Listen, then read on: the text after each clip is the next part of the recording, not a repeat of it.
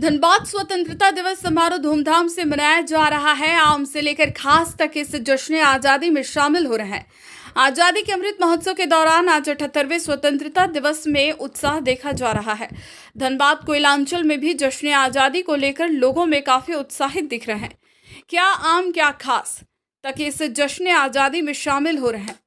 जगह जगह तिरंगा यात्रा में शामिल हो रहे हैं। कांग्रेस नेता मयूर झा और सैकड़ों युवाओं ने तिरंगा यात्रा में शामिल हुए। वहीं कांग्रेस नेता ने कहा कि आजादी के 78वें स्वतंत्रता दिवस पर देश इस 78 वर्षों में विकास के पथ पर चल रहा है।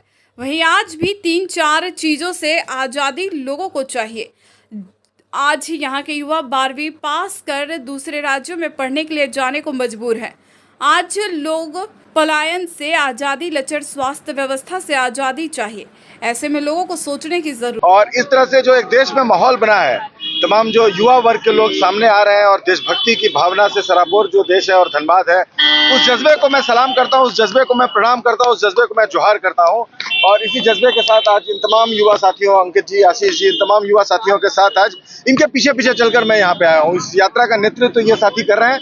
इनके पीछे पीछे चल के इनके बड़े भाई के नाते मैं यहाँ पर आया हूँ और यहाँ पर इन युवाओं को मैं ये पैगाम दे रहा हूँ कि तमाम एक आज़ादी, मेरे ख्याल से जो नए भारत का या जो मॉडर्न हिस्ट्री आप जिसको कहते हैं, मॉडर्न हिस्ट्री का सबसे बड़ा सत्य और सबसे बड़ा अचीवमेंट भारत का जो है वो आज़ादी है।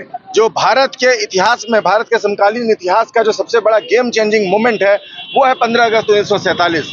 तो इस आज़ादी की जो धरोहर है, इस आज़ादी का जो सार है, 3 रंगों का जो ये सार है, साझा विरासत का जो ये सार है, समन्वय का जो सार है, जिस सार के आधार पर भारत पिछले 78 वर्षों से विकास के पथ पर चला है, उस पथ पर चलने के लिए भारत की साझा विरासत सबसे जरूरी है, सबसे मजबूत विरासत है। ये तिरंगा भारत का सबसे बड़ा प्रतीक है। इस प्रतीक को माथे पर लेकर विकास के पथ पर भारत को और धनबाद को आगे बढ़ाते रहने का कसम खाकर ये युवा आज यहाँ पर आए हैं। लोगों को आज भी 3-4 चीजों से आजादी चाहिए। आज आप देखिए, धनबाद में 12वीं पास करने के बाद बच्चा जो है वो एवरेज कॉलेज में महाराष्ट्र और कर्नाटक चला जाता है इंजीनियरिंग करने के लिए। क्यों? उस तरह का कॉलेज यहाँ पर नहीं बन सकता है। IT कंपनियां यहाँ पर नहीं आ सकती हैं। पलायन से आज़ादी आज भी धनबाद को चाहिए। और पलायन चाहे मिडिल क्लास का पलायन हो या बिल्कुल गरीब तबके का पलायन हो, पलायन से आज़ादी का संकल्प लेकर हम यहाँ पर निकले हैं। बेरोजगारी से आज़ादी। धनबाद जो है एक काला हीरा उगलने वाली धरती है। धनबाद का एक भी युवक अगर बेरोजगार हो तो हम सब के लिए शर्म की बात है। बेरोजगारी से आज़ादी के लिए हम लोगों को लड़ते रहना होगा।